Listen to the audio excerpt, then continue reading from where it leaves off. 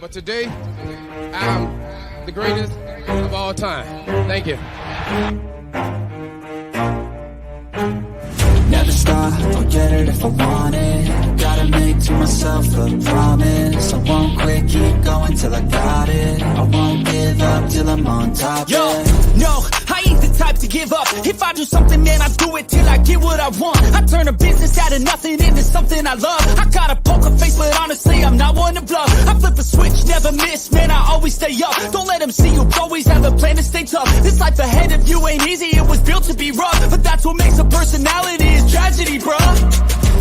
So keep your head on your shoulders. Now we ain't out here moving rocks, we out here moving boulders. Now we ain't getting posterized, we out here making posters. And we ain't got nothing to hide, we move forward like soldiers. You better wake up for the pace up, or you'll pay up. Don't make love to the game, bruh, fuck the game up. Change up, rearrange stuff to your greatness. Famous for the way up, play the game, bruh. Never stop, I'll get it if I want it. Gotta make to myself a promise. I won't quit, keep going till I got it. I won't give up till I'm on top, yeah. You know I'm always honest, there ain't no way I'll never stop it. I won't quit, keep going till I got it. I won't give up till I'm on top, I'm always flirting with pain, she like to hurt me and maim. I'm always working to change, but she's still lurking the same. I keep on building a dynasty while the haters be trying me, but they hate from inside.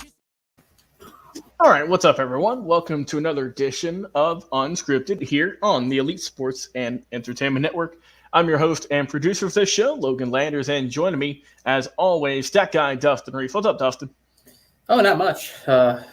Free agency in the NFL is getting underway, and the Bears pulled off a trade yesterday already. Yes, they did. But like I said, NFL, that's starting to heat up, but we are heating up in terms of baseball. Spring training is underway now. Teams have played around 10 games or so. And there are still a few big-name free agents that we're going to discuss today, primarily under the Scott Boras tree, the head honcho, the main guy when you think of MLB free agency, when you think of agents. Scott Boras still has a handful of his guys left. We're going to talk about them, where we think they'll go, and everything along those lines here on the show. But before we get into it, guys, if you enjoy this episode, give us a like, follow, share, and subscribe on the following social media platforms. You see us on Facebook, on X, TikTok, YouTube, and on Twitch. We're also over on LinkedIn as well.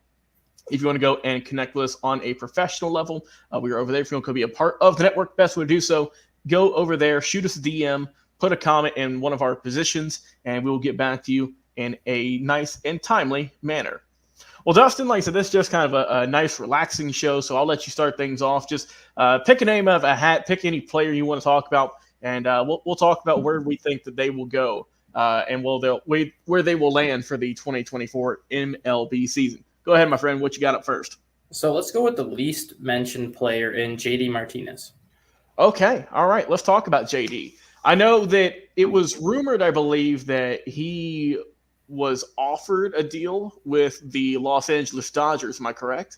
No, he wasn't.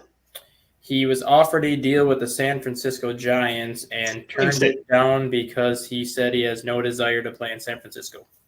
All right. Well, that is unfortunate for the Giants because, as we know, they just picked up Matt Chapman the other week. So that would have been a nice 1-2 combo, right, for that squad. But so we know JD. He's been around the block for quite some time. I think probably one of the older players when it comes to free agents left on the board, but still a serviceable bat. I mean, that's what you're getting him for. You're getting him for power. You're getting him for a guy who's going to hit home runs. And he's going to get on base at a good clip. Also, I think, too, a veteran, right? A veteran who could help out a young team who is maybe in that fringe position of maybe last year they barely made the playoffs, or they were a couple of games out. So do you have any ideas about where you think JD could wind up? Any good teams? I mean, I thought San Francisco was the perfect fit for him because San Francisco was lacking a lot of right-handed power. They ended up signing Jorge Soler to a 3-year deal, which that'll definitely help. Adding Matt Chapman, you're getting some power, not quite at the level that JD Martinez has. But you add JD Martinez to that lineup, you have 3 guys in the middle of your lineup that are going to hit probably 80 home runs between the 3 of them, which is definitely what you're looking for in terms of the middle of the order bats. Yep. With the current situation of Major League Baseball and how there's the universal DH, every team should be in the market for JD Martinez because that is the one position that he only plays.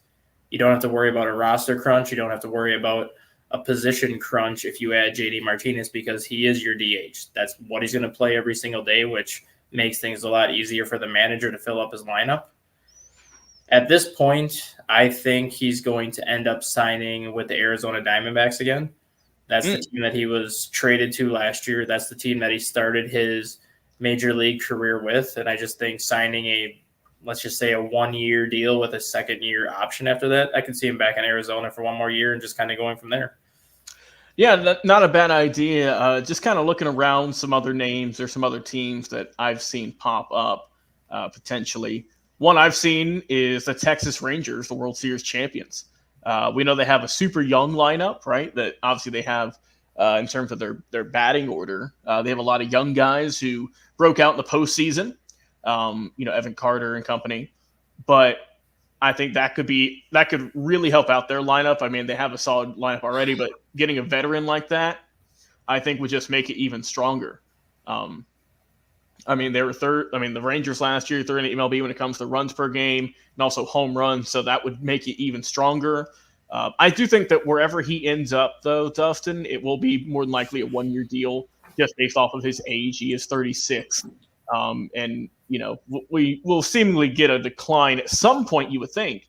But I mean, last year, though, with the Dodgers, you look at him, he hit 271, 33 home runs, over 100 RBIs. He doesn't seem like he's slowing down at all.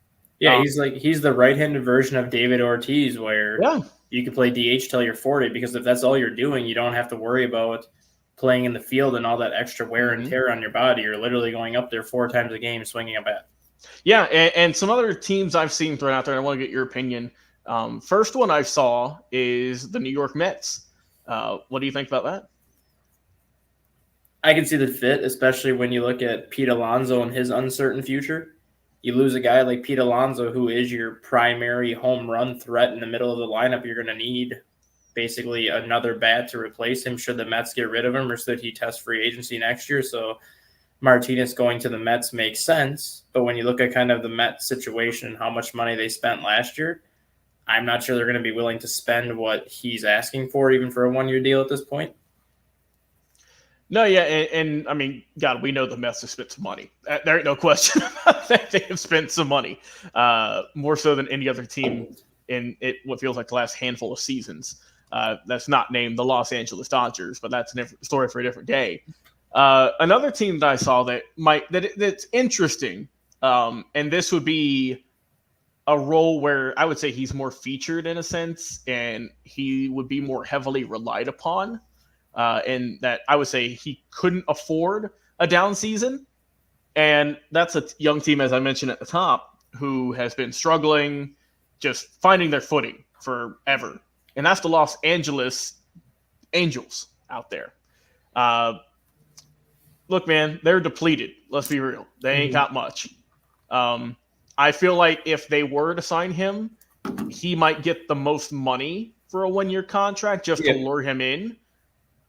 But, I mean, I think that he could have a solid season out there in Anaheim because, I mean, the ballpark is, I would say, a little bit more favorable for the most part for certain hitters.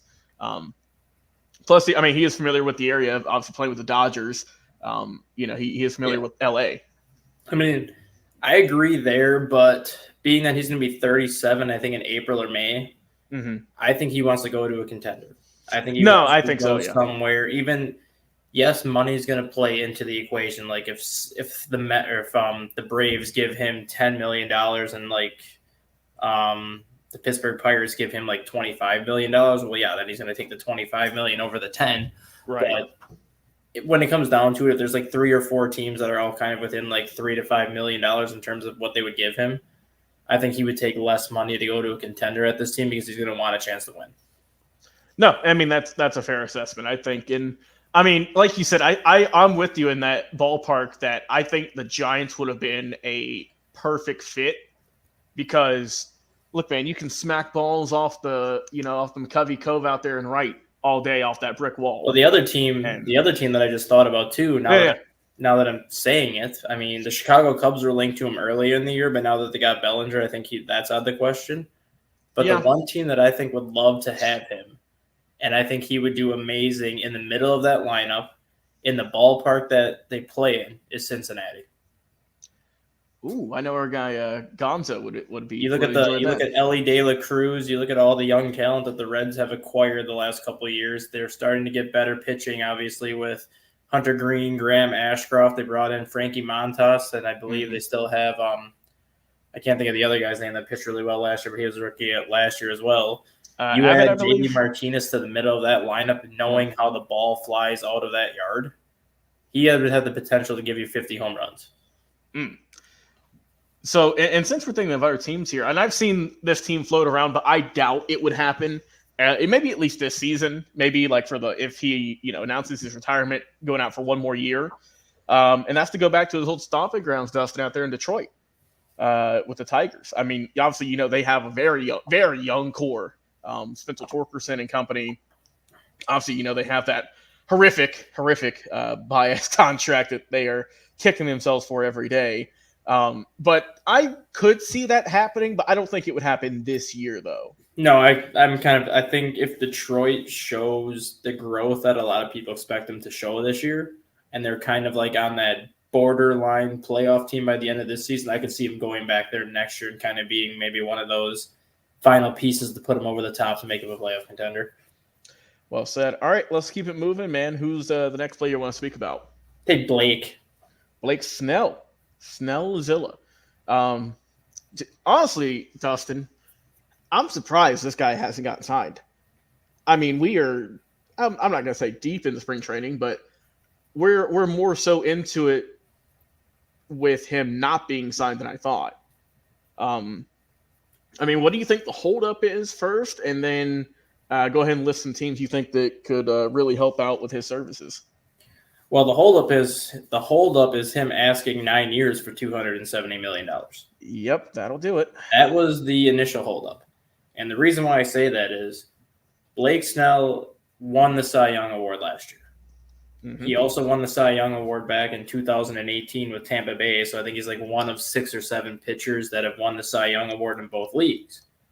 But then you have to look at 2021, 2022 with the San Diego Padres, where he was arguably the worst starter in the National League. And it wasn't even close. The guy had like a 5.56 ERA his first 2 years with San Diego. He was walking almost as many batters as he was striking out batters. Even the first month and a half of last season, he still wasn't good.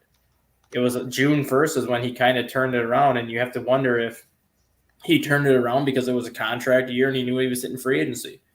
Because if he would have given you 3 years in San Diego the way that 2023 was, he would have been the first pitcher off the market and nobody would have hesitated giving him a 7-year, $270 million contract. It's the fact that he struggled for 2.5 years in San Diego before he figured it out, and now you have all these other teams wondering, did he only pitch well because he was in a contract year, or why did it take him so long to get to that level? That's a good point. I saw an article about Blake Snell, and this is just rumors from Bleacher Report. It says Blake Snell rumors MLB execs believe the star will sign a contract with the Angels or the Giants. Do you think either of those teams would be a good fit? I mean, I know we just talked about both of them, but do you see either of those teams ponying up all that money? I mean, the Angels I could see doing it because they have no starting pitching. No, not at all. I could see them giving him maybe not $270 million, but I could see them being maybe the only team that gives him $200 million.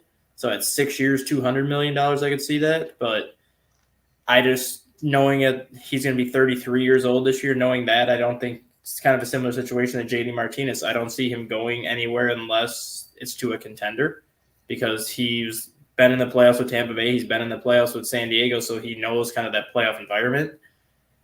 The Giants, I could see doing it, but I don't think the Giants would go more than 4 or 5 years, just because you look at the history of that team. They usually don't give pitchers long-term deals. Hitters, they kind of give long-term deals, but they usually don't give pitchers too many long-term contracts. And then we just heard, what was that, last week, that the Yankees countered the 9-year, $270 million contract with a 5-year, $150. which if that's the Yankees number, Blake Snell's foolish to not take it. Because I don't think he's going to get another 5-year 150 from anybody else but the Yankees at this point. I think for me, and also another team too, I saw that Bob Nightingale had reported on, saying that this is the only way it would happen is if it's a 1-year prove it deal. And one that kind of honestly scares me being a Braves fan is that's the Philadelphia Phillies, which I know that they just gave Zach Wheeler all of that money just the other day. So I think that might have taken them out of contention. Well, you got to remember though, that money doesn't start till next year. No, right, which is true. But I think that he is more willing to have a longer term deal than a 1-year deal or even a 2-year deal at this point. And like you said, I mean, Angels have Mike Trout and a bunch of other guys, it feels like at this point, which is, I mean, I could have said that to you back in 2012 and it would have been the same resentment pretty much. Yep.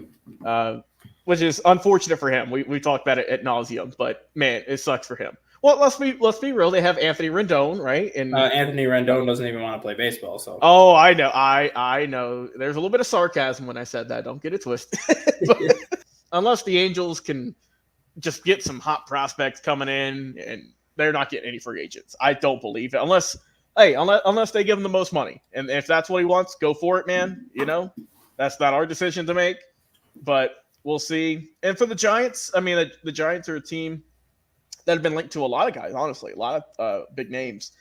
But yeah, I still can't believe that this dude has not gotten signed yet. Like you mentioned, I mean, as good of we'll just say a second half that he has had. But we'll see. We're still waiting to see where Blake Snell will go. All right. And who else you want to speak about today, Dustin? I know there's another big name pitcher out there who is still waiting to find a home. Monty. Big Jordan Montgomery. One of the better pitchers, I would say, last year, man, coming over. Obviously, really helping Texas get their first World Series in quite some time. And their first World Series ever. First World Series. Yeah, I forget that they'd played all those in the early 2010s, but they just did not win. But do you think he goes back to Texas holding off this long? Because that's what a lot of people have been saying. Honestly, I don't. The sad part is Jacob deGrom is out until July. Max Scherzer, you can pretty much guarantee that he's going to miss 5 or 6 starts every year at this point of his career. You still have Nathan Eovaldi at the top of that rotation, and you still have Andrew Heaney. If they wanted Jordan Montgomery back, they would have brought him back by now because they need him in that rotation. My thing with him is, for the most part, he's a 500 pitcher. He's 38 and 34 in his major league career with a 3.62 ERA, which it's not terrible, but it's not obviously an ace caliber pitcher either. And he's kind of looking for that ace caliber money. Yep. But if you look at how he pitched in the playoffs, well, if that's the Jordan Montgomery you're going to get, well, then yeah, he does deserve ace caliber money.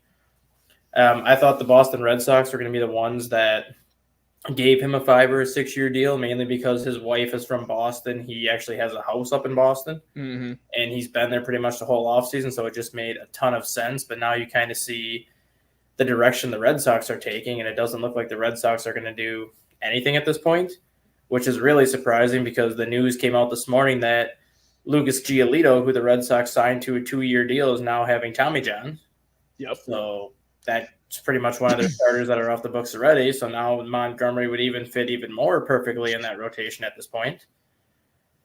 At this point, I think Montgomery is going to get a similar deal to what Matt Chapman and Cody Bellinger got, where it's like a 3-year, $85 to $90 million deal with an opt-out after year 1 and an opt-out after year 2. A team that all of a sudden has started to hear their name mentioned to Jordan Montgomery was the team that also started this free agent frenzy with Cody Bellinger. I, for some reason, think Jordan Montgomery is going to end up in Chicago. Ooh, that's not a bad fit. I mean, Chicago has, a solid lineup. You have to look at it. Kyle Hendricks is in the final year of his contract this year. They have a rookie slated to be the number 5 starter at this point, but he's only made 6 career major league starts. You have Justin Steele as your number 1. You have Shota Imanaga as your number 3, who was your free agent pickup. And you have Jamison Tyone scheduled to be your number 4. You add Jordan Montgomery to that rotation. Well, he goes to your number 2 behind Justin Steele. Hendricks goes to 3. Imanaga goes to 4. Jamison Tyone goes to 5. No, I mean, I think that's a pretty solid lineup right there, or rotation overall. Some other teams that I've seen, I want to get your opinions. Obviously, I thought the Red Sox, man, would have been a great fit. I mean, you mentioned it. The ties are there already with his wife and everything, that she practically lives there with her work. And then now that Giolito's out, I'm surprised they weren't calling him this morning. Exactly. I'm surprised he hasn't been signed yet, since they just need someone. So I still think that would be the best fit in terms of just, it's close to it helps his wife out a lot too. But I mean, there's a few other teams, man. What about obviously I saw the Mets might be in play as well. With they've lost with them just kind of being up and down in the last year or so, and injuries and whatnot. And we keep bringing up the Giants because they got a lot to work with though. They got a lot to play with, but I'm trying to think if there are any other teams out there who could really more so afford, but also just really, really help out with Montgomery. I mean, like I said, I think the Red Sox was going to be great. But I mean, are there any other teams out there you think that could be kind of in the woods that might come out and surprise some people? I mean, the Dodgers, they take everybody. You're not kidding. You really ain't kidding. Clayton Kershaw is going to be out until June. Tyler Glasnow is literally made of glass, which is why half of his last name is spelled Glass. So you got to have some insurance policy on him, even though he signed a 5-year deal. Walker Buehler is still coming back from Tommy John. You don't know when he's going to be back. Dustin May came back from Tommy John last year. You don't know what you're going to get out of him. And you don't have Shohei this year. So outside of Yoshinobu Yamamoto, you really don't know what your starting rotation is going to be the first 2 months of the season. No, I mean, you're not wrong, man. You're really not wrong. You don't know how that's going to shake out. There's a lot of questions, more so than answers, I would say. But that's how free agency is. It's you go and try to bolster your lineup and make everything look good and get your rotation in point.